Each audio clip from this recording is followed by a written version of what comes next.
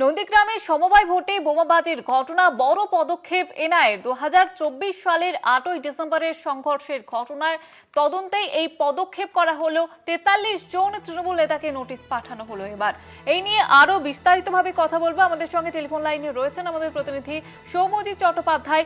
সৌম্যজিৎ, বিস্তারিতভাবে জানতে চাইবো।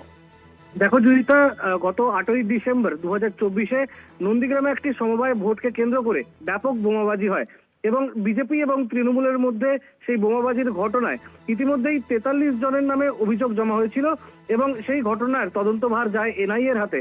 সেই মতো এনআইএ 43 জন তৃণমূল নেতাকে আজকে নোটিশ করেছে। শেখ সুফিয়ান, আবু তাহের, শঙ্কু নায়ক সহ আরো বিভিন্ন দাপুটে তৃণমূল নেতাদের নামে এনআইএর তরফে নোটিশ এসছে এবং প্রত্যেককে আগামী 17 তারিখ এনআইএর সদর দপ্তরে হাজির হওয়ার জন্য নির্দেশ দেওয়া হয়েছে। ধন্যবাদ জানাবো সৌম্যজিৎ।